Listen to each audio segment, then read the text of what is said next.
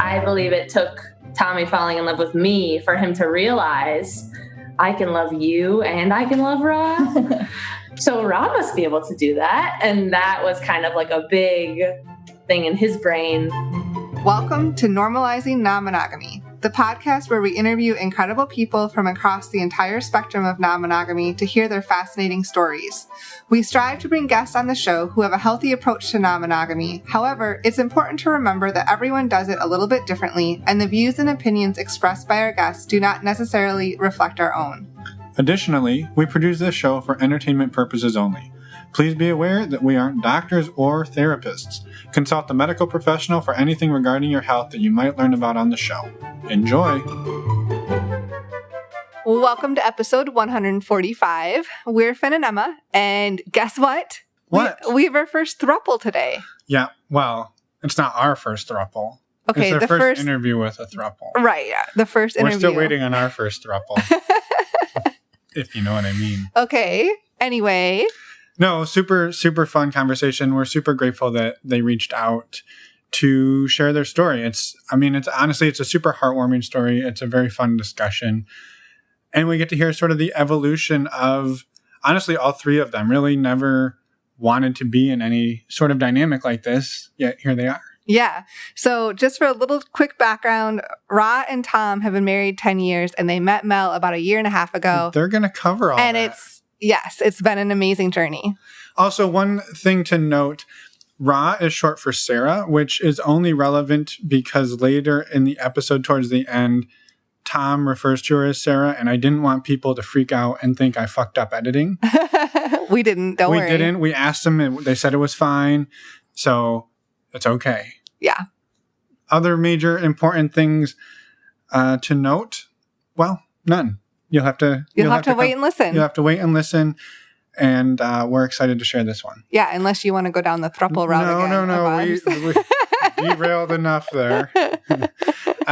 So yes, thank you to them. And really quick, before we jump into the episode, we are going to talk a little bit about the amazing community that we are working to build here. If you're not interested in learning about that, sad for you, you can go ahead and skip a few minutes ahead. Otherwise, buckle up. It's about to get community driven. Yeah, listen to us for a few minutes. Yep. So first up, what? Oh, first up, we've got our virtual meet and greet coming up this weekend. So just in a couple of days on Saturday, September 19th, we have our virtual meet and greet, speed meet and greet. So we've done these for the past couple months, once a month. They're fantastic. They're $10. They're open to anybody. You can sign up on our website. Go to normalizingnonmonogamy.com, click on the meet and greet tab, and all of the information will be there. But basically, we bring everybody together into Zoom. Then we ask fun questions. We do breakout rooms. You get to meet in smaller groups. You get to meet in bigger groups. You get to learn all about all the people and all the things. Yeah. And everybody loves it, and it's super fucking awesome. And we're excited to do it, and we'll see you on Saturday. That's an order. These bring more and more people every month, and we love doing them. They're just an incredibly diverse range of people that join too. So please come join us. We'd love to meet you and have us. Have us? They're going to have us. They're going to be our throuple. Hey, speaking of throuples. We'd love to meet you, so come join us. Speaking of throuples, we've been sending our recent guests the ability to come to these meet and greets for free. And spoiler alert, one of our most recent throuples has signed up for this weekend's meet and greet. So I don't know if that's motivation to come on the show or motivation to come to the meet and greet or both, but... Both, hopefully. Both. So anyway... It's all about community. Emma wants to have a throuple. So do you. And now... Okay, to sign up, I know Finn already covered this. Go to our website, normalizingnonmonogamy.com, and click on the Meet and Greet tab. Also, while you're over on our website, click on the Patreon button. We've been building our community in Patreon for a little over a year now, and it has grown into over 100 patrons, and it's an amazing community. And a few things that we're offering. The first, it's tonight, September 16th. If you're listening to this on the Wednesday that it comes out, we have our next women's group call. Every month we do a women's discussion group call. We started this back in like April, I think it was. And then we also have a women's chat group. So if you're interested in any of that, we'd love to have you join us. And then we also do a monthly Q&A where we just have a pretty informal discussion where we answer questions and the group kind of all talks and has question and answer time. And the next one will be on September 30th. That's the Wednesday night. We have 2 of them, one at 9 p.m. Eastern and another one at 9 p.m. Pacific. Yeah, and finally, one of the other perks you can get at the $5 or $10 and up levels is an ongoing sort of virtual chat through a platform called MeWe. People use it to answer questions, help each other out, get support, share wins. Most recently, talk about the best designed shower. Everybody was sharing their shower and bathtub setups, so that made us a little envious, and the people in New York City who barely have a bathroom. Right. So yeah, it's a great community, and we would love it if you would love to be a part of it. We would welcome you with open arms. Yes, and just a quick shout out. Thank you so much to those of you who are Patreon members. It just warms our hearts that all of you want to come and join, and that we've created this community, and it wouldn't be possible without all of you. Absolutely. Our last thing that we want to do is say thank you to our sponsor for today's episode, Alt Playground. If you're not familiar with Alt Playground yet, they are an online dating website for non-monogamous people of all shapes, sizes, and flavors. Yes. And they are growing. New, exciting news. They have acquired 2 different other swinging websites, Love Voodoo and Swingers Underground. So what does this mean for you? Many more people. Yeah, you just basically, they brought in like a dump truck full of new people and just dumped them in. And so you will now have access to all of the sexy people who are on these other sites. Yes. So it's just another example of the way Alt Playground is really trying to grow and be more diverse. Yeah, and that was a sexy dump truck, by the way. It was like, had like a tight little bikini on. It was really adorable. I think you should draw a little graphic for this ad. Yeah, that's not going to happen. So if you want to sign up, head over straight to altplayground.net. You can sign up there or go to our website, normalizingnonmonogamy.com. And there are links on the resources page along with other favorite resources of ours that do help support the show. So thank you very much in advance for that. And we hope you enjoy this episode. Yeah, let's go talk to Mel, Rah, and Tom. And before we jump in, I just want to say that we jump in the middle of a discussion. Yeah. And we're laughing and it's fun. So you, if you want to right now, start laughing out loud. You'll join right in. And you'll fit in, is what I'm saying. So thank you to listening to us. Should we just start laughing? Start laughing now. Not you, them. No, we should start laughing too. No, not me. Enjoy the episode. Thank you again. Laugh. I am laughing. What do you think? It's surprising that Mel and I are not wearing something matching or tie-dye. We've been doing a ton of tie-dye. A lot of tie-dye. That's awesome. Tie-dye stuff. I could have thrown my tie-dye on. No, you wore it the other day and it's in the dirty laundry. This shirt came from the dirty laundry too. So. You're not supposed to tell them that. It's a podcast. It's a podcast. You can't smell it. No, we can't smell through it. That's true. All right. Well, we'll leave all that in. That's fun. All right. Welcome to the show. We're our first throuple. Yeah. We're super excited.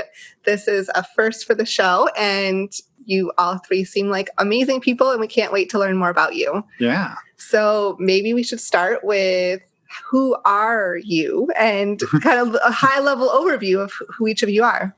All right. So I'm Tommy. I'm 34, and I'm married to Rah. We've been married 10 years. Got together in college 15 years ago. And we met Mel. I met Mel initially. We'll get to that, but we met Mel about a year and a half, 3 months ago or so. And I'm Rah. I'm 34. I'm Tom's wife of 10 years, but Mel is also my and our girlfriend of a little over a year. And we've been non-monogamous almost our entire relationship, but it has taken many shapes and forms. Yeah, off and on. But I would say, and I'm excited to get to that part, or that part of our most recent delve, which was just right before we met Mel. We were kind of on again, off again, and we hadn't really had an open relationship for a few years until I'd say April of last year, and then we met Mel in May. And so it was kind of what we were, our ideal of who we wanted to have in our life. We kind of summoned her from the universe. And Awesome. I'm Mel, and I'm 27, and I am these two's girlfriend. Well, and yeah, no, it's good. That was our 17th try, so it was spot on, guys. You should hear how many times we do our intros and outros sometimes. Oh, yeah. So Oh, don't yeah. feel bad. I guess maybe a good, since we heard in one of your previous intros that Mel, you're fairly new to non-monogamy. So maybe a good place to start would be there, and like what your experience is and how you kind of wound up with these two. So I read The Ethical Slut 2 summers ago, I think. And I read it because one of my best friends from college told me to read it. She was a recent lesbian, like just came out as lesbian. And she's been one of my best friends for like 8 years, since the beginning of college. And so I read The Ethical Slut, definitely got things like cogs moving in my head, wheels turning. And then at one of our other, so kind of backing up a little more. So she and I have always like texted about sex and always like talked about our sexy experiences together, like really delved into the details, which is always so fun. At one of our other best friends' weddings, we ended up hooking up. So she was my first girl that I ever hooked up with. And that was kind of the beginning of it all. And then, so that was the summer. And then it was not until, was it the same summer? Yeah, I think it was the earlier. same summer that I met these guys. So that was earlier in the summer, and then later in the summer, I've been single. I dated a few guys like for a year or two, nothing super serious. And then I was hooking up with a bunch of dudes and was kind of just like, I'm not like into this anymore. Like, and I literally Googled apps, good apps for hooking up, because I was just like over the guy I was seeing, and Field popped up. And my friend who I had hooked up with, she was like, "Oh, I know that app. Like, or my friend has seen it before. Like, you should get on it." That is how I met these guys, like literally within a week of getting on that app. And, that's literally it. I never had a poly experience before that, just The Ethical Slut, reading that, and that was it. And then when I first met these guys, we all dated all together at the beginning, and then kind of have like broken off and done solo dates and everything. But yeah, at the beginning, it was all, I was freaking out. I was like, I'm going on a date with a married couple? What? Like, who does that? No one does that. Yeah. And that's literally it. There was nothing before. It was all, monogamous. Like college, I hooked up with guys I never had, but I've never really had, I had a boyfriend in high school, and then college, never had a boyfriend. And then I had 2 post-college boyfriends that were with less than 2 years each. So Right. Yeah, that's all. Yeah. Right. So I Very think that's cool. a good segue into kind of how Rah and I got into the throuple. Rah and I dated pretty early in college. We were sophomores when we met. Fell in love. It was great. And around junior, senior year, there was a magical night where I was hanging out with her best friend and her roommate, and it was the 3 of them.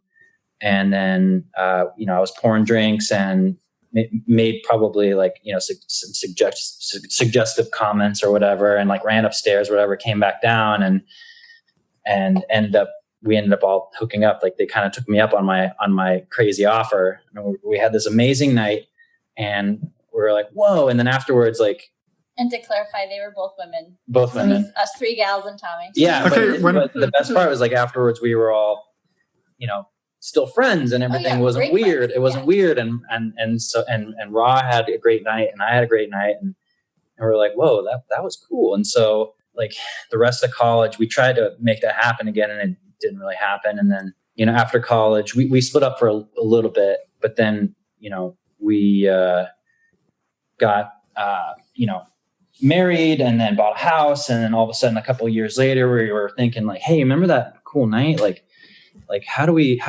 what if we try to do something like that again? And so we didn't know what we were doing. We were in California at the time. We don't live there anymore. And we just looked up, swinger stuff. And so like we found like some local parties and groups and clubs and stuff like that. There was a sex club that we just randomly went to. And the first time we went there, we walk in, and it was like literally within 15 minutes, Rah's like, I'm out of here. Yeah, I panicked. I had a little meltdown. He's like, I can't do this. And I was like, what? We don't have to do anything. We can just like, hang out and like just.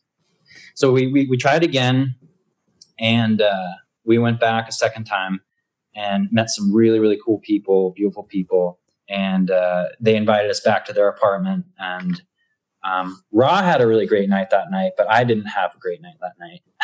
It's just because these clubs were BYOB, and I think I was drinking my anxiety away, which doesn't normally help later on.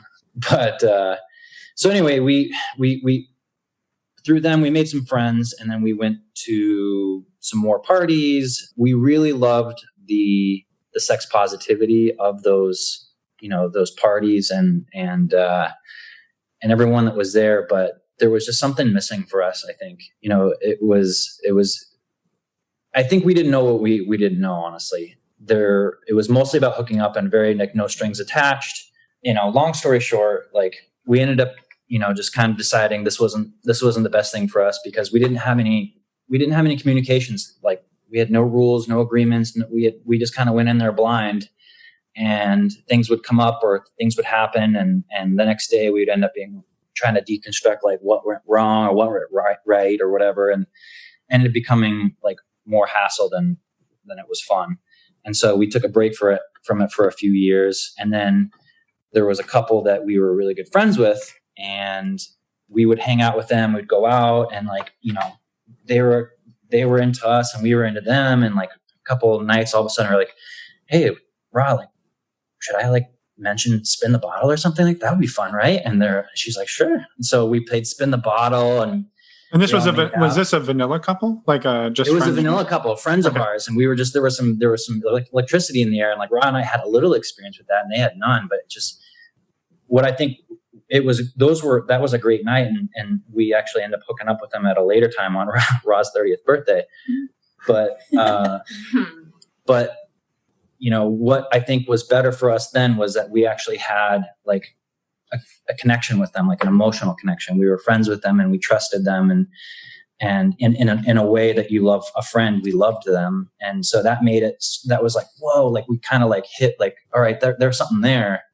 And so that you had been missing in your previous experiences. Yeah. The random people, the randomness about it was difficult for us. And cause like, we didn't really know them, didn't necessarily trust them right out of the gate or whatever. I think that was a big part of it for me, especially as far as being comfortable. So I'm trying not to like belabor the whole story, but like you're just fine. This is the point. So we had a couple of experiences with them, and we tried to talk to them the next day, because I think what we learned in our 20s was that like communication was good. And so we tried to communicate with them afterwards, like, hey, like this happened. We hooked up. We were all drunk, but like maybe we should talk about it. And they didn't want to talk about it. They didn't really want to acknowledge that happened. And they're like, there was a lot of shame. Yeah, a lot of shame. Their side of things. And we're like, that kind of damaged the friendship a little bit. Yeah. And for us, it was like in this amazing positive experience. We're like, wow, that was way better than anything that we had like happen in our 20s. And so like, we didn't really go any farther with it until, a couple of years later, about a year and a half ago, I think Rah stumbled upon some articles or blogs on polyamory, and she did some research on her own, and then, kind of, I'll let her give her story, her side of the story, but, she brought it up to me, and then we started just, really kind of delving into like what that was, and, kind of talking about what the idea, because the fun and the excitement and all of that about the non-monogamy like was still there in us, but we didn't really know what we were doing. So we just started like, how do we figure this out? And so why don't I let you kind of talk about your side of the story, because she was actually the one who initially brought it up with me to like, hey, we should try this again, and here's how I think we should do it. And I was initially skeptical. I was thinking like, whoa, like, you think we should like love other people or really start having like connections with other people? Cause like, that's scary. That's really scary. So why don't you kind of like talk about where it came from, especially with our friend?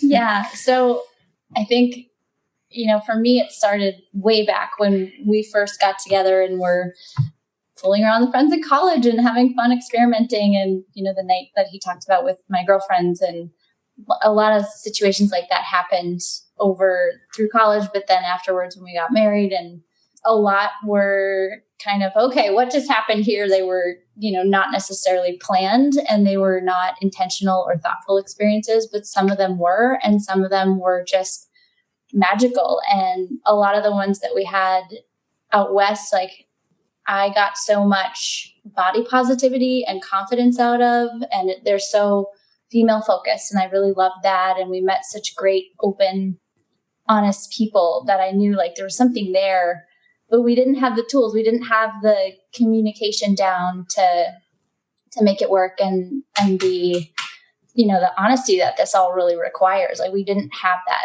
there. So we had pieces, but not the whole thing. And then when we took a break for a while, so there's some family drama going on, and we moved to the East Coast. And when we got here, I met a really great gal who became my best friend, who I fell in love with and realized like I was capable of more than just a physical attraction to women, and sat on that information by myself in my crazy imagination for like a year before I came out to Tom and told him like, hey, I think I'm actually bisexual, not just bi-curious.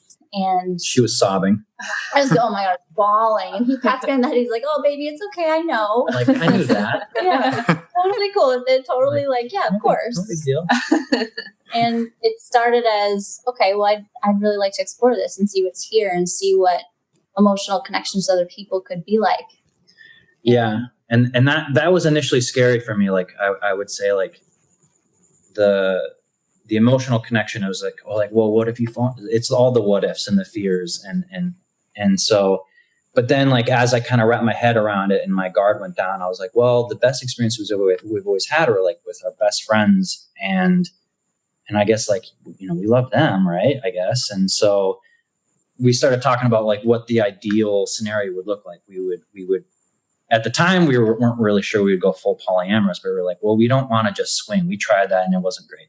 So we're like, maybe we could find some people that we could hang out with and they would become like part of our lives. Like, because Rah and I like to have our friend. We have a small group. We've always had small groups of friends, but they've always been really deep connections, and they've almost become like family. So we were big on like, okay, friends with benefits. Let's see if we can find great. But like best friends, like let's go on vacations with them. Yeah. These people will be like PICs, and like we also get to be intimate with them, which would be so cool because like we just loved that sort of like deep friendships, and then because like there were instances in the past where like there's been like a couple of even guys where they were just best friends with us. Like one of them lived with us for 6 months. There was never anything physical or intimate, but like they were in our lives, and I never worried about it.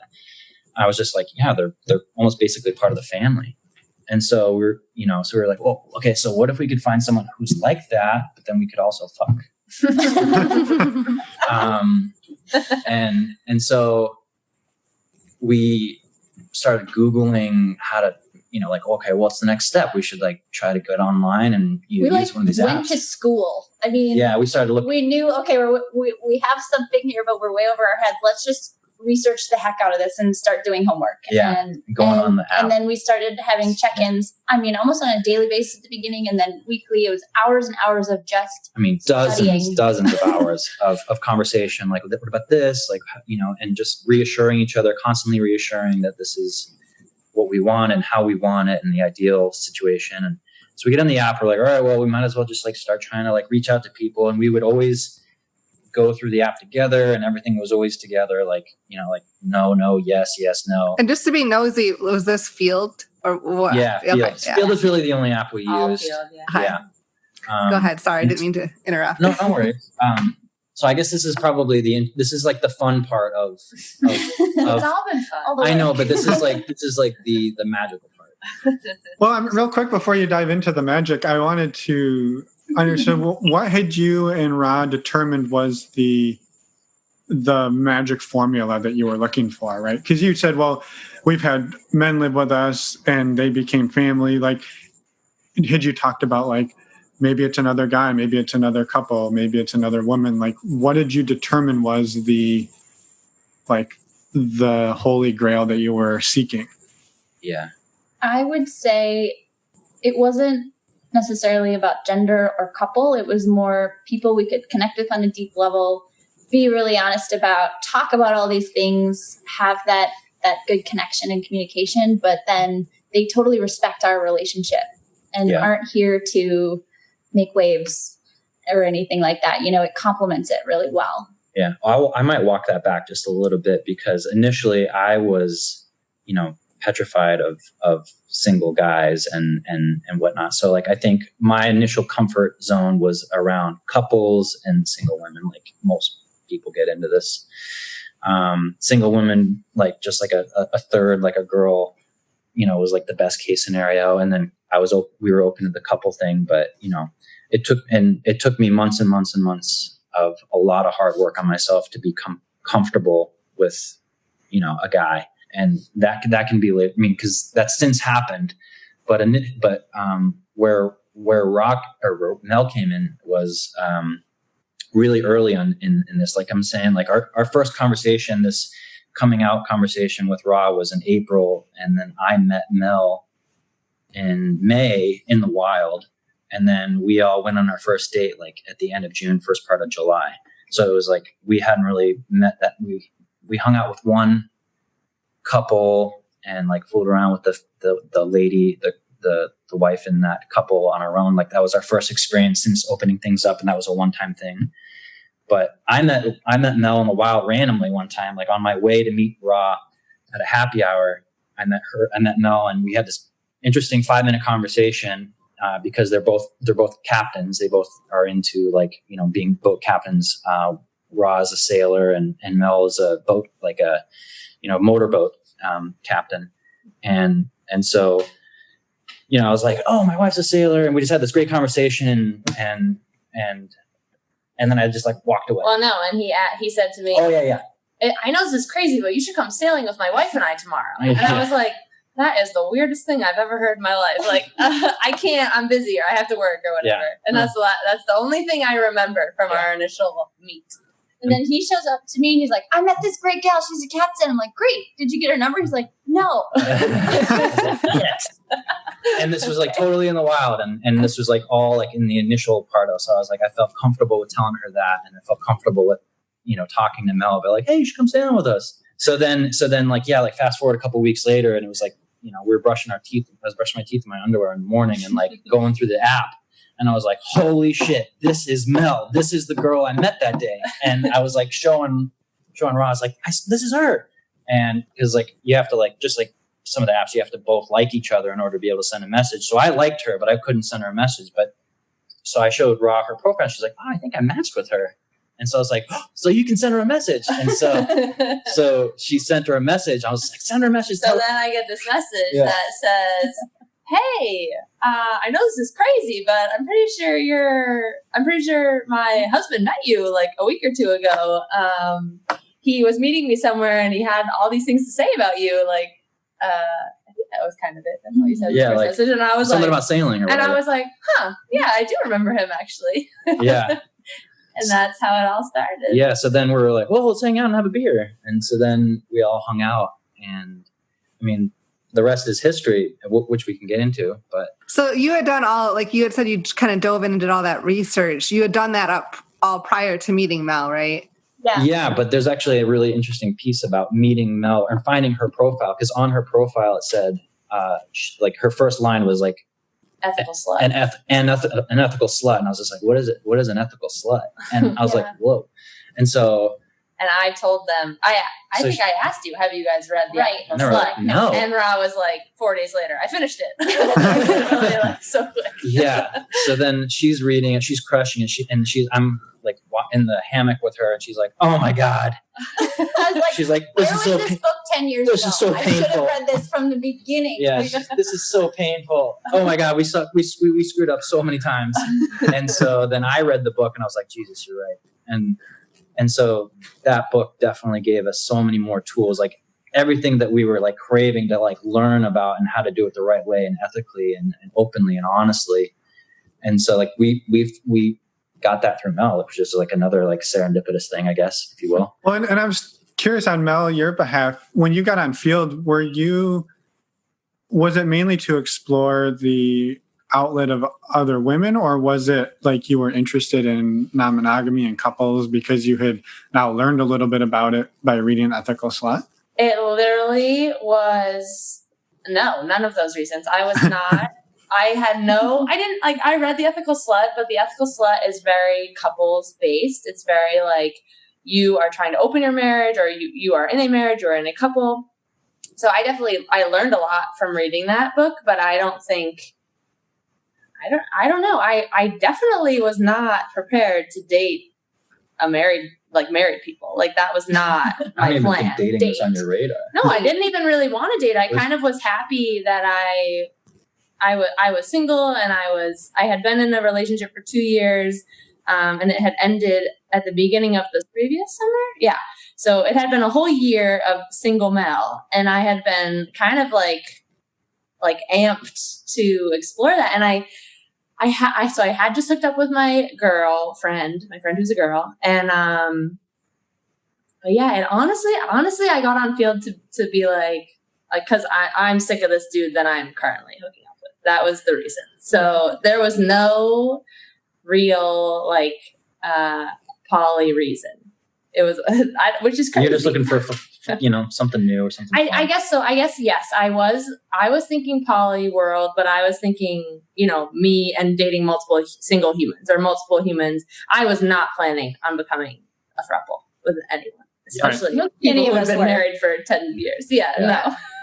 And at that time, like Rah and I were just thinking about trying to find really cool friends with benefits. Like we weren't even in the realm of being like, all right, let's find someone to fall in love with. Like that just kind of naturally happened over time. Yeah. Right.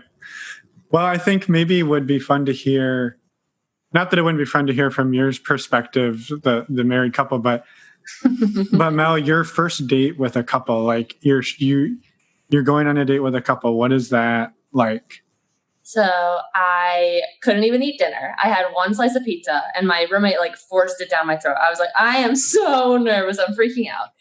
I drove to meet up with them, met them at a bar. And I'm always nervous before a date, but once I get with the people, I'm always fine. So it was great, very fun, but I definitely got drunk. And so we ended up going back to their apartment, but just, they have 2 dogs, and Tommy was like, do you want to meet the dogs? And I was like, of course I do. I love dogs. So we had another drink out on the balcony, and it was amazing.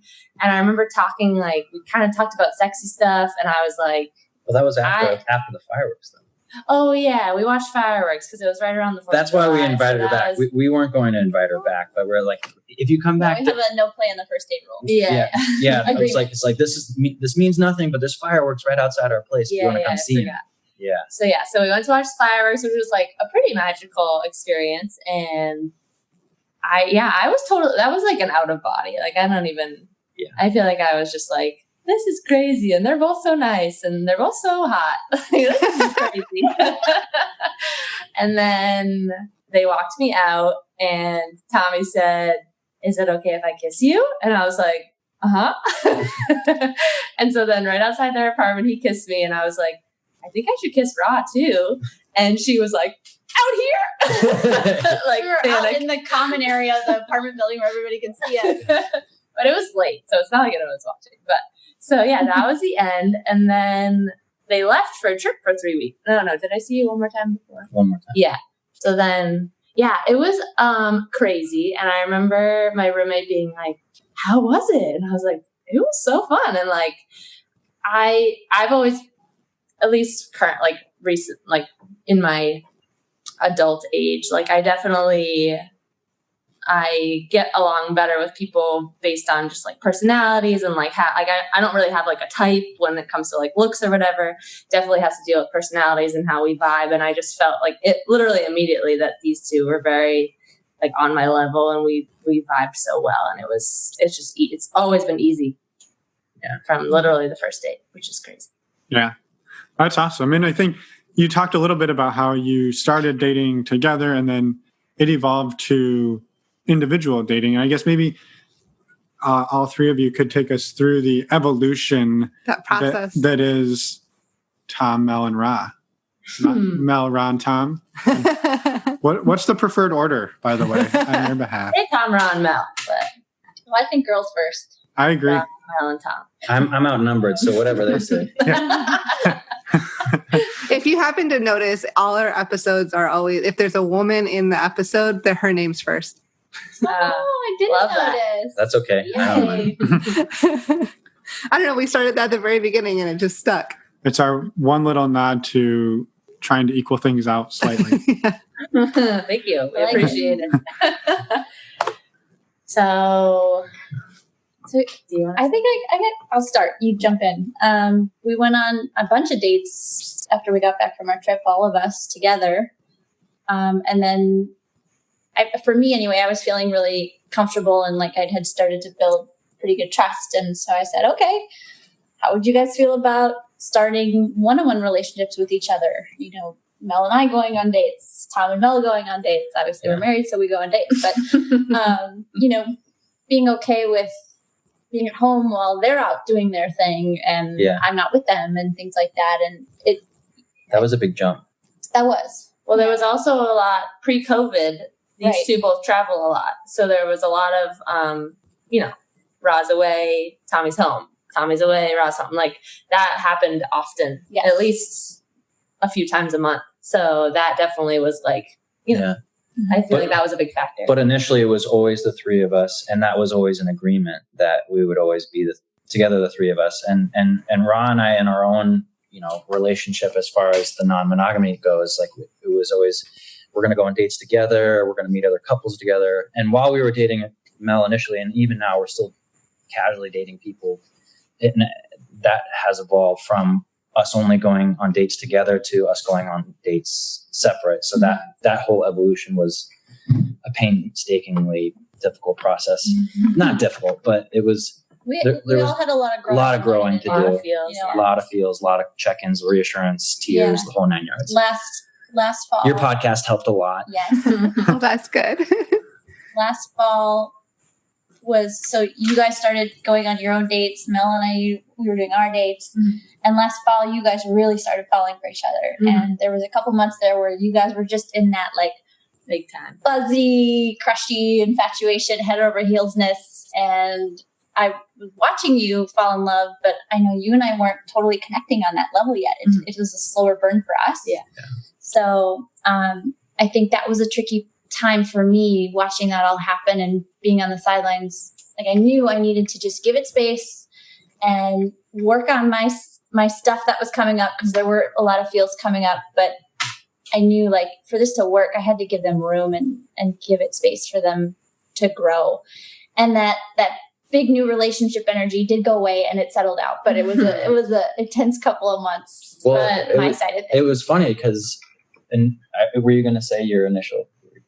I was going to say that background on that is that Rah never like went on dates with other dudes until after Tommy and I basically fell in love. Pretty much, would you say?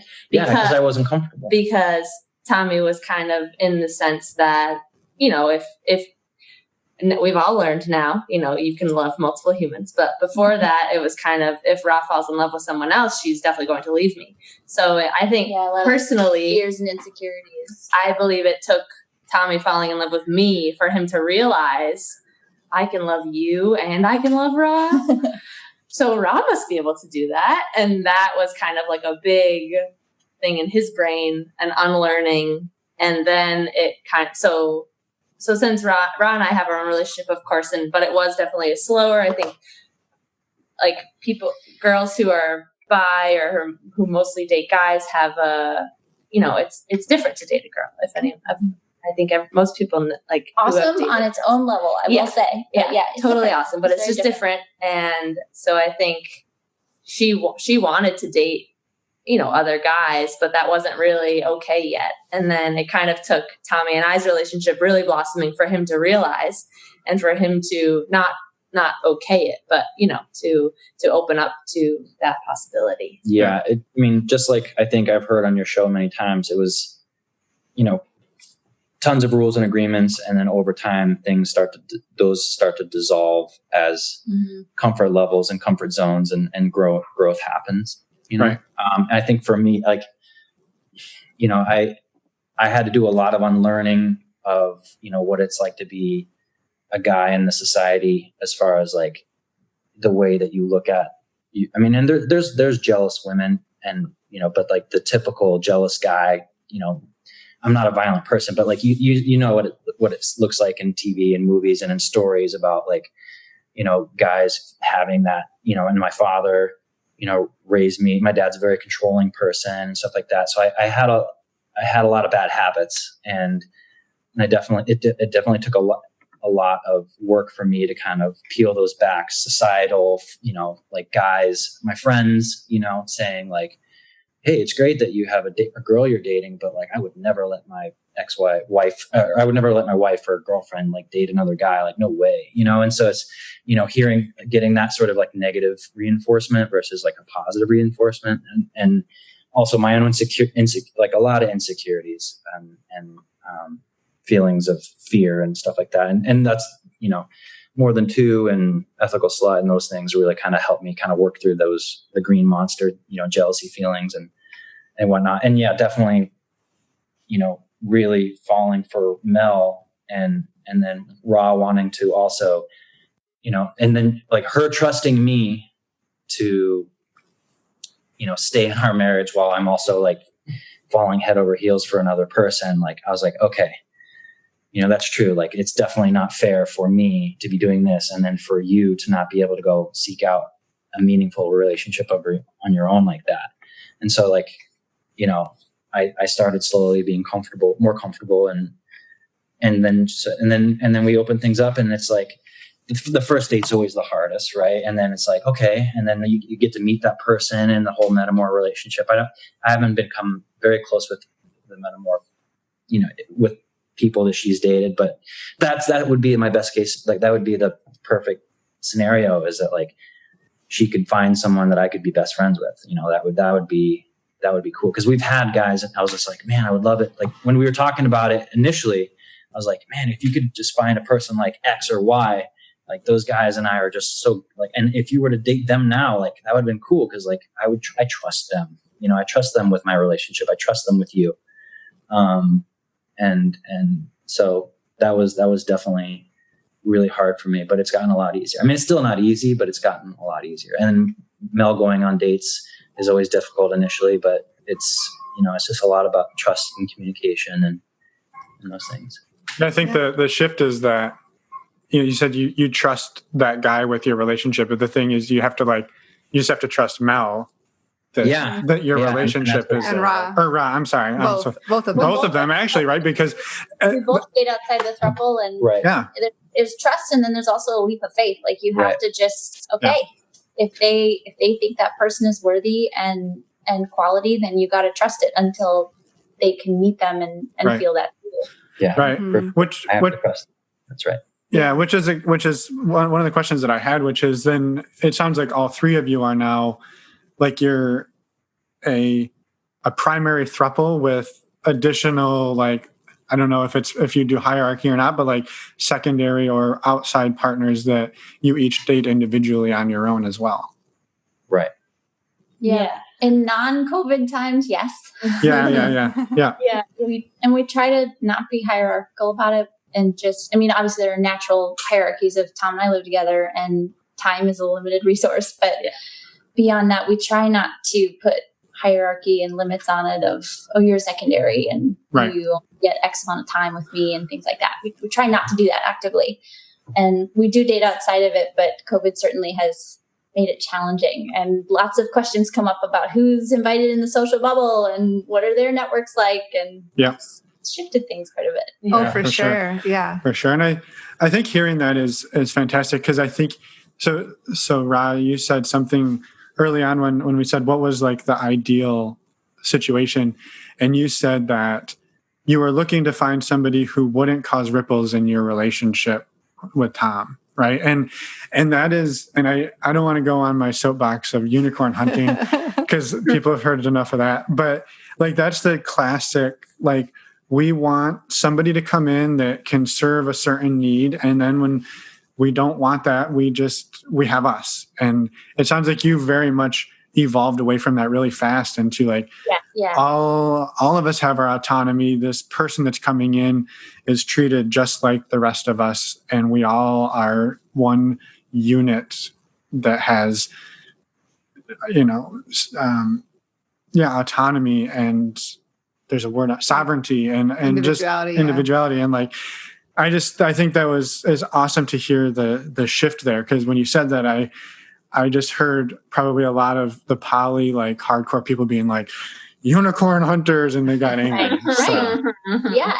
And, we see that now too. And I think that that's been cool to see ourselves evolve from there, and quickly, only a year. But it's interesting now, like we don't necessarily look for people or try and date and meet people thinking, oh, don't make ripples. Now it's like, there's going to be waves. There are going to be ripples. It's how we deal with them. It's how we talk about them. Mm-hmm. And can we all just, agree to be good humans and get along and trust each other? Yeah. Yeah. And 2 of the 3 of you are boat captains, so it should be no issue. Exactly. Our group text chain is Tom and the captains. There you go. That's perfect. So I'm curious, where do you 3 see this going in the future? Do you have any? Have you talked about that? Oh yeah. You're looking at me, both of you. Okay. Yeah. Well, we have big things on the horizon. Tom and I really want to start a family, and are going to try, hopefully, to get pregnant this winter. And we've talked about that extensively, all of us. We're not expecting Mel to move in and start parenting or anything like that, but I fully hope she remains a partner and supportive to both of us as we go through that, major life change coming up. Yeah. Yeah, we're Rah said a great thing like a few months ago, like, this is our life, and I'm fully like wanting to write all the rules. So like we get to choose what we want to do. Like if I move in, if I don't, if whatever we do, like we don't have to follow anyone else's rules. We get to make our own. So we're definitely playing it by ear, and just like, feelings are going to change. Things are going to change. It's going to be, things are going to happen. But I agree with Rah. Definitely feel like we got something magical here. So yeah, for me, I always think of the idea of like chosen family. I want to build a big, awesome polycule of friends and lovers who all help raise each other's kids and are happy, and like even could all live together, which is, I know sounds crazy, but I love that idea of like you choose your family members and invite them into your world. Yeah. And group parenting too can be so much give so much value. Mm-hmm. Oh yeah. What's interesting is that, like, I think we had so much, I think, initial structure to all this, like, all right, this is how this person's going to fit into our world. And we definitely have gotten away from hierarchy over time. Like to where we are now, we seem like I feel very evolved, and we've come so far. But initially, there were a lot more rules, and there was a lot more structure, and the future was like written. And now, I feel like, it's open ended, and that makes it very kind of like exciting. It would have been scary back then to think about that, but now, with all that, has evolved with just the 3 of us, and like, who knows? Like, I mean, I don't fight. I mean, we don't really fight. I think getting here was not just easy. There were a lot of bumps and a lot of difficult conversations. Mm-hmm. But I feel like now nothing's off the table. Yeah, nothing's off the table. It's all worthy of a conversation. It's like, all right, well, if there's somebody who wants something, we just need to talk about it and try to make something. Yeah, there's work. no, like you said, there's no rules anymore. It's all just like, we just need to talk about it and communicate, and then we decide. Yeah. Like there's no hard lines. And yeah, as long as everyone's needs are met or compromised and stuff like that, it's been an interesting journey. And I'm really excited for the future too. And I wanted to go back to your point about sovereignty and independence, because I feel like what has been interesting for me, just quick about that, is, I kind of felt right before all this was going on, we moved out to where we are now. And I definitely felt like I got into a little bit of a codependent mindset. And I think maybe a lot of marriages are codependent, the people are codependent on one another, and my happiness was our happiness and stuff like that. But this has all really allowed me to grow in my own independent way, and I think that's been some of the best side effects of all of this, as all of our personal individual growths. It's been really, really amazing to have the freedom and the autonomy to do and say and to be honest and to seek out new experiences and stuff like that. That's probably one of the better things about all this, is the growth. And just like our communication. Like I've only dated a few people. I've never been married. I've never been married for 10 years. That's like an insane, in my head, an insane thing that these two have done. And so like they, you have to have pretty good communication if you're going to have been married for 10 years. So theirs is like, pretty good. But I have never been this open with partners before. I've never been able to just like talk about, like within, I don't even know, like 2 or 3 months of dating these guys, it was like, I have put a lot more on the table than I ever did dating my past few boyfriends for however many years. Like, so that is huge for me, being able to talk about how I feel. I'm a very emotional person, so there's a lot of tears all the time, but it's like, I really just got to get them out. And then, it feels great. And I've never been this open ever. And it just feels like I've been a happy person my whole life, but I feel like just exponentially happier. Yeah. So you kind of answered my question, because I was going to ask about what some of the benefits you've seen to each one of you throughout this process. And it sounds like for you, Mel, it's just like the communication is a big one. Oh yeah. And yeah, just feeling open and feeling more excited about like my sexuality. I've always been like a super sexual person. And so being just like excited about that and not having to worry about like, maybe I want to like, not that I'm going to bars anymore because of COVID, but like, like flirting at a bar with a new dude, like I would feel like immense guilt if I was in a monogamous relationship. But now I feel like that is completely allowed and exciting. And that is something that I've never been a part of before. So that is exciting. And then, just really the communication, like, I feel like I can talk to my friends about it and, give them advice on how to communicate better, even if they're in a monogamous relationship or whatever. That is huge. Oh, yeah. We haven't talked about this, but this is a big thing. So one of the benefits for me, big time, is family. We're all open and out with our families. And in fact, I was just going to say that. Mel came back with us to the Midwest and like met my family in real life and spent the week with them. And it was magical. Yeah. It went so well. And they were, all loved each other. And I think we were picking on Tommy a lot. And it was, I don't know, just really wonderful to get to bring in a new partner. And they've all been super supportive of it. And I think it's made my biological family we've gotten a lot tighter because of it, because there's this new openness that exists. It's cool. Yeah. That was going to be one of my questions too. So. Yeah. Well, I'll take a step back and answer your question too, as far as like, I think, the radical honesty, like right at the beginning of our whole, initial delve into this was a big dump of the secrets box, and everything just went on the table. We were like, just past crushes, past, oh, I got drunk and kissed someone or whatever. And like, whatever, everything on the table. No secrets, no more, never a secret. Like we've just had pure honesty, pure, like communication. And I think that is honestly, it brought us so much closer. Like Rah and I were always very much in love and like always happy. Like our friends always like, loved our love, and loved like we were always a fun couple unit, like, it seemed like that, but like, anyway, it's just like, we always got along and we weren't the couple that were like, the guys over here and the girls over there. It's like, we were always hanging out at the party and like everything was always great and just, very little drama to begin with. But like, this has just like strengthened our relationship, Rah and I, and then, which has paid dividends in my relationship with Mel and my relationship with myself and other friends and other family and stuff like that. Is just really, really just being completely honest with ourselves and other people like that, and doing it really healthily. Like the communication is really on point, which is great.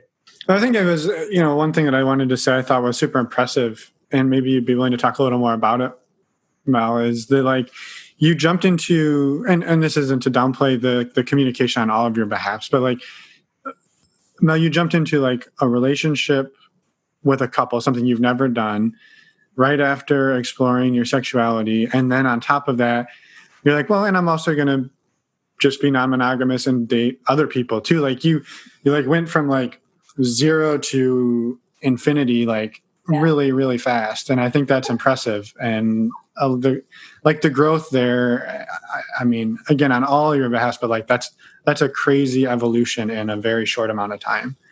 Well, I will say that I definitely went all in quick, and then I had to reel myself back in because I was like having deep feels for Tommy and Rah, and I was trying to also date other people, and I was like, hold on, I don't think I can do this, like too much. So I definitely had to reel it in, and I just started kind of trying to date other people like more recently. So I would say when was that? Like, when did I stop dating other people? I don't know. Like winter. Yeah. So it was like probably a few months in, I was trying to do everything because I always do that. I'm a yes person. I don't say no to anything. I'm like, yes, I'll do everything. I don't want a day off. No. And so, yeah, I definitely hit a pretty hard wall, and I was like, I don't think I can do this. So I was fidelitous with these two for a little. And then I just kind of I kept my fields for the whole time, but I just kind of started looking for more people more recently. But yeah, I definitely did. And I had a large growth spurt. And I thank you for saying that. But yeah, it was not easy. She's also not giving herself enough credit. Mel is more mature than Tommy and I combined. And probably one of the most emotionally intelligent people I've ever met. So she's got a lot working for her. Yeah. It's just all in the front. I just cry as soon as we talk about anything deep, and then let it out. It's good. I can't hide anything. No, I think that speaks to what Tom was saying about the radical transparency and the radical honesty. Like in a dynamic like this, you all have to be honest with each other and yourselves. Otherwise, like, yeah, it might work for a little while, but ultimately, like, grievances are going to grow and build, and they're going to bubble up, and it, like, you might as well get them out there in the open right away. And people start to tell themselves stories too. You know, oh, they did this on purpose, or they're trying to spend more. They're trying to edge me out, or whatever. And you build a storyline in your head that can be really destructive. Not that I do this personally, never. But I've heard of other people who have done this, and it. So I could see that happening for sure. So yeah, well, I mean, honestly, like, we could talk for hours. Oh, and I hours know. about this. So I think. Oh man, I have so much more we could talk. Well, yeah, like please do. If there's something that we haven't touched on, like, thank you, Rah, for bringing up the family. And have the other two of you shared with your families your current situation, and friends as well? Yeah, how friends. has that gone? Yeah, so I've told all my friends, all my closest friends know, and most of them have met these two, and it's great. That's like the best part, is like telling people for the first time. I'm like, so guess what? Guess what I'm doing? It's crazy. It's insane. But I did tell my parents around Halloween. So Tommy was Freddie Mercury for Halloween, and I told my mom like how I was dating a boy, and then a few months later, I was like, so I'm dating Tommy, but I'm also dating someone else. And they were like, this is not like a new thing. I've told them that I've been dating multiple guys. Like, this was pre. And so my dad was like, what's his name? And I was like, her name is Rah. And they're like, what? And they did not expect that at all. They didn't know I was bi. And then, so that was whatever in the fall. And then Tommy was Freddie Mercury for Halloween. So I sent my mom a picture of him. It was a far away picture, but he was holding a microphone in his left hand. And if you zoom in, you can see his wedding ring. And so, of course, I get a text that's like, why is he wearing a wedding ring? And so that promoted Cat's out of the bag now. That promoted the conversation, and it was a little rough. at first. It was definitely like they did not get it. My parents have been together forever, and they're very happy, very like happily monogamous. So they just don't get it, and I think they're worried that I'm being taken advantage of, and you know, all the things that monogamous people worry about polyamorous people. So, but they have met them. They met them 2 months ago, and it went well. It was very surface level and cordial and a lot of laughing, and that's all I can ask for. So it's good on my end, and all my friends are like so happy and like exuberantly happy about it. So that makes everything better. And both of their families are like very inviting and happy for all of us. So that's nice. Yeah. I have an interesting story on my side. I don't think my parents will hear this, and I don't think they'd care anyway. But yeah. So I mean, you guys know, you're about my age. We had AOL, you know. Yes. Yeah. And the first PC in the house. And I was a teenager, and I knew more about it than they did. So I knew how to get into their emails.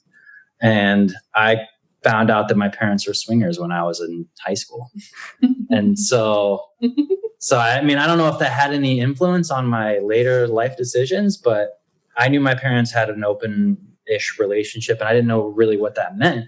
But I knew that like once this got to the, you know, initially it was like, all right, let's just meet this girl. And then like we started going on dates, and then we're starting to cuddle, and then we're doing overnights. And then we're like, oh my God, there's like feelings involved. And now like, wow, I really love her. And like, this is great. And then we're like, man, I really wish I could tell we start telling friends, which was easy. And then we're like, man, we should start. I want to tell my family because this is a special person in my life that I want to tell them about. And I was like, I'm pretty sure I could tell my mom. Like my mom's very open about everything, almost too open. She's a nurse, and she's just like brazenly open about like everything, like no filter. I was like, I bet I could tell her. And so I told her, and she was like really happy about it. And she was like, oh, wow, that's so great. And like, even to this day, she's like, should I be texting Mel? Like, she's like, how's Mel? How's everything? You know, so she's really, really sweet about it. And then I didn't tell my dad for a long time because my dad's the more like controlling one or whatever, even though I knew he was in that scenario while my parents were together since divorce. But I eventually told him, and they've all met. We spent some time at his house under the same roof for a few days, you know, a few months ago. So that's gone well. He was accepting of it. You know, he knows less than my mom does, I think. And then, yeah, her parents were even cooler about it than mine were. And my parents were pretty cool about it. Yeah. Tell them about what your mom revealed. Oh, shit. Yeah. Well, she like, when I told her, I knew that if I told, because she's one of those people who's just an oversharer sometimes.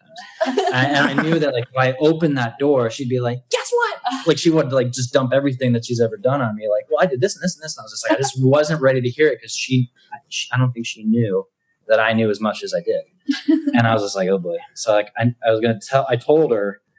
And then, yeah, she's like, well, I want to tell you that me and the guy she's like married to now, you're like, we've been in the lifestyle for the last 10 years. And I was like, like I knew it.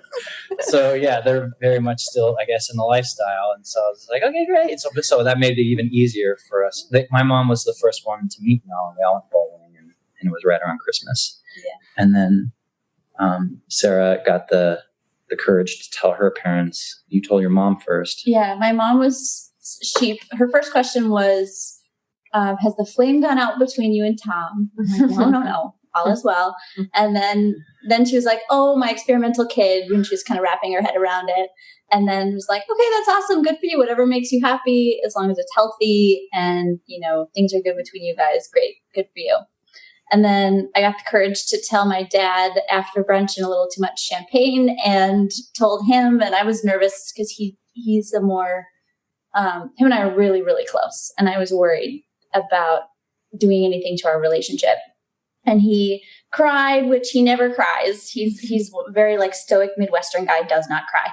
And he was crying. I was crying. Mel came into the hallway to like give me a hug, and he had told me, he's like, tell her welcome to the family. And I hope she comes. I'm crying. Yeah, I hope she comes to Thanksgiving with us this year. It was really sweet. Yeah. Oh, that's just amazing. Like I love those stories. That's just even though there's some road bumps, even though there's some speed bumps, it's still goosebumps. It's still such a heartwarming like welcome from the majority of people that you've shared it with.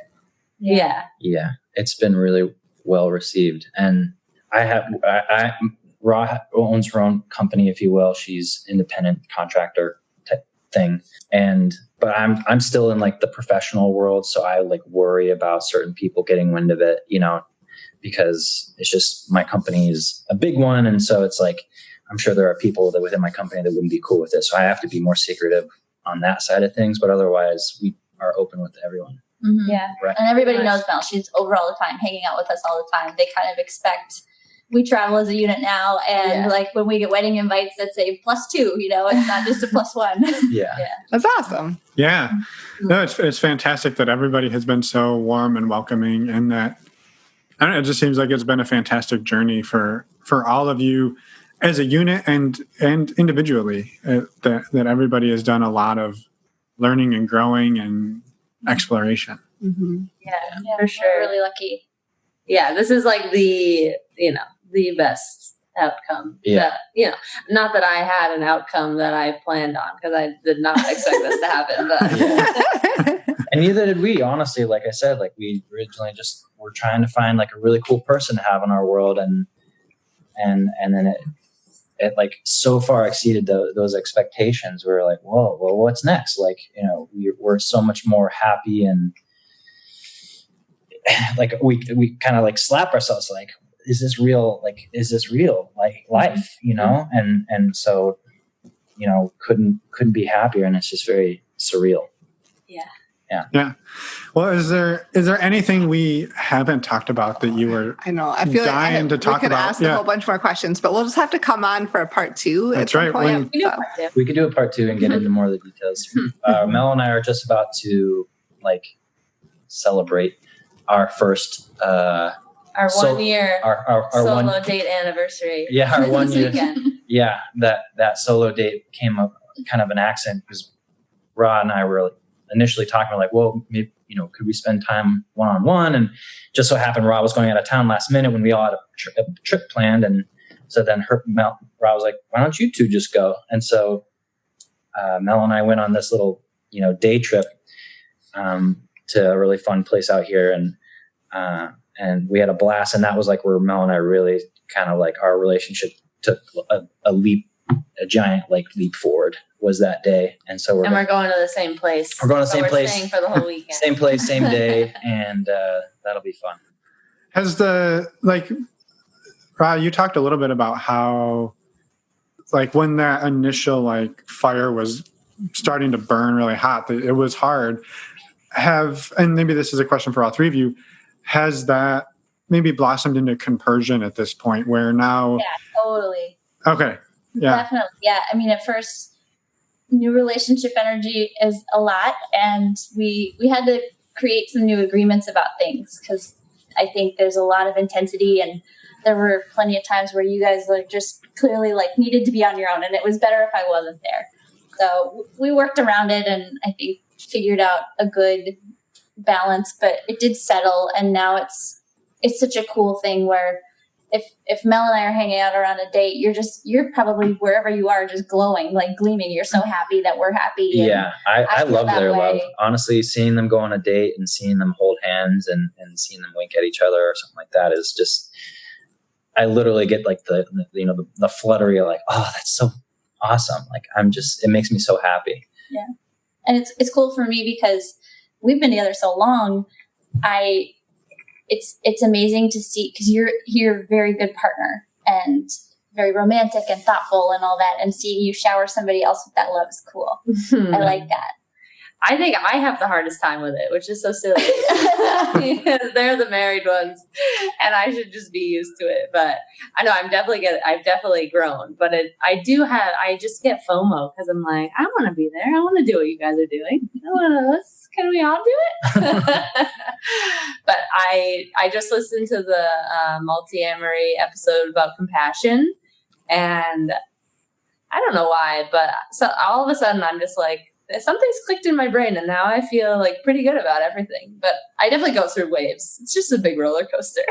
Yeah. Well, I mean, in any relationship, there can be mismatch or different imbalances and everything. Yeah. And it's natural for that feelings to come up at different times. So, oh my God, the first 2 months of COVID, all three of us were the only people we were seeing too, very much on lockdown here. And Mel basically. I mean, it was basically every day who's gonna cry. Yeah, Tommy would go up and then down, and then I would go up and down. It was like, but we did do days, so it was like two of us weren't crashing on the same day. We did a pretty good job of swapping off, but yeah, we were.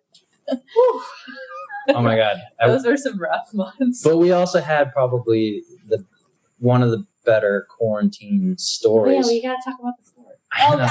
So at the beginning, like, well, we had a person to hang out with. You know, we're like, all right, well, you're in, like, so we all were like, all right, well, what are we gonna do? And I think we all just reverted to like, you know, like there's a big scary world out there going on right now. Like, let's build a pillow fort. And because it's March in the Northeast. Yeah, so we were like, not nice out. Yeah, it was miserable outside, and so we built a giant pillow fort that it added a room to our apartment. And no, it took over a room. Yeah, our living room became a giant den. It was an outdoor pillow fort. It was awesome. And it was up for 3 months. 3 months. Yeah, it was so cool. It was the best place ever. Like, it was. We thought it was going to be up. I thought like 2 weeks tops, and then I would keep coming back, and it would still be up. There were electric candles in there and twinkle lights, and it was a magical place. And then, but we also were like, all right, well, what do we do today so we don't go crazy? Like, all right, let's tie-dye today, and let's do a puzzle today, and let's learn French today. And we just made a giant list of all the fun things that would keep us from going crazy. Yeah, because work basically stopped for all of us. Yeah. We had all this time and all this quality time together with nothing else to do. What can we do today to try to make ourselves happy? We need to hit a dopamine now. Yeah. Wow. Well, it's inspiration. Hopefully there's somebody listening out there that's tearing the cushions off their couch. Making a big blanket fort. Building the fort. It is awesome. It was awesome. I bought onesies for all of us. Yeah, we literally wore onesies in our fort. That's amazing. I saw some article recently about how adults need to just play more and have fun, and that's both sexual but also just non-sexual play. Just embrace the inner child in you, and that's a perfect example. The dog loved it. Oh, yeah. I bet. Our favorite place. Awesome. Yes. Well, I mean, again, we could do this all night, but we will respect your time. Emily's got a question. One last thing. Of course. Sure. If you've listened to the show, we ask about bloopers. Has there been a blooper that you would want to share at all? It can be sexual or non-sexual. It doesn't matter. Oh, well. Oh, yeah, that's right. I forgot about that. Well, the first time we used the Tatum. Oh, God. Yep, you tell that one, Mel. So we got one of the dildos that can go in me and then also in Rah. So it's like a strap on, but there's no straps. And I had it in, and it's bright pink, hot pink. And I was just cracking up, and I'm walking over toward Rah. I'm like, I have a penis. and I tried it, and I couldn't keep it in me because I was laughing too hard. And Tommy is just can we just get a move on? Come on. He couldn't handle that we were laughing, and Rah and I are just losing it. No, I like it when everything's silly, but they were just doubling over, and every time they'd laugh, it'd shoot out of them. Yeah. Awesome. No, that's a fitting end. Oh, yeah. Oh, for sure. Yeah. That's awesome. So, well, I mean, thank you both. Oh, thank you both. Damn brain. I'm going to edit that out. Editing that out for sure. You should leave it. It's actually funny, though. No, it feels exclusionary. I couldn't do that to Mel. Or Rah. Or you, Tom. All right. Well, thank you all for joining us tonight. Don't laugh at me. I could laugh at you if I want. Blooper reel. For joining us, for sharing everything, for being so open and vulnerable, for not crying too much, Mel. We appreciate it. It makes me cry. Good job. I was prepared to cry. I was even if you were to cry, that's totally okay. It's just, it's contagious. So, and I mean, I hope this isn't the last time we all talk, and just thank you again for sharing. Yeah. It was a very inspiring, uplifting, and happy story. Yeah, and I'm just so appreciative of the vulnerability and the openness that all of you have. So thank you so much.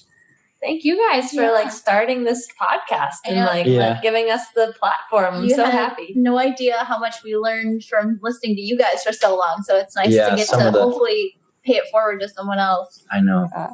I was like, hey, maybe they'd like us on their show. I mean, I haven't heard a throuple on there, and I was finally feeling because I didn't know my ass from a hole in the ground a year and a half ago or so. And is that a saying? I don't think you can use that saying anymore. Or whatever it is, but I feel like I've learned a lot, and you guys were definitely a part of it, and so thank you guys. Yeah. But it's also good. We wanted to give light to the throuples of the world because we follow a bunch on Instagram, but I had never, in all the books, Ethical Slut is very couples based. The More Than Two is pretty couples based. So, and I guess for me also, there's never been a solo humans guide. But I just started reading Dedeker's book, Girl's Guide to Polyamory. So that is, I will say, I just started it, so I don't know yet, but that's a good one so far.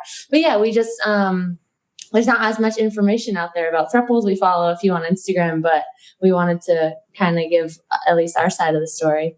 Yeah. What we've gone through. Well, we're so happy you did. And again, thank you all for that. Yeah. Thank you so much. And we'll just have to stay tuned for another part 2 at some point. Yeah. Or a catch up again. Yeah. Because there's a lot going on. Oh, yeah, for sure. Well, with that, we'll let you get along with your evening. It's late on your end of the world, and we'll be in touch. All right. Thank you. Thank you, guys. Thank you. Welcome back. Nailed it. Yeah, except we're supposed to say, and we're back. Oh, yeah. It's okay. Well, you somehow read my mind. But what I was going to say. Because we finish each other's sentences. Yeah, we don't need to. That was last. That was joke. Yeah. We don't need to go down that road. On a more serious note, thank you to Mel, Rah, and Tom for coming on, sharing your story, for being vulnerable. For reaching out to us in the first place. They reached out and said, we want to be your first throuple. And we're like, yeah, let's do this. It's awesome. Again, they're not our throuple. I don't know why. We're interviewing them, okay? I know. Just because you're dreaming about them being our throuple doesn't mean they are. True. So, also, they can be friends. By the way, I just want to say that Tom probably didn't make a whole lot of friends with our male listeners because I don't know if you remember. His first non-monogamous experience was with Rah and her roommate and her best friend. Yes, I remember. So he basically had a foursome with 3 other women. Lucky him. And now he's married to one and dating another one. Like, get the fuck out of here, Tom. It's my turn. It's kick-ass. It's my turn. No, just kidding. We are very happy for you. And thank you so much for... that really was not sincere there, Finn. I'm so happy for you. Way to say it. In all seriousness, we're happy for all 3 of you, and it was a heartwarming story, so thank you. Yes. And if you want to check out our guests... I didn't mean it to sound like that.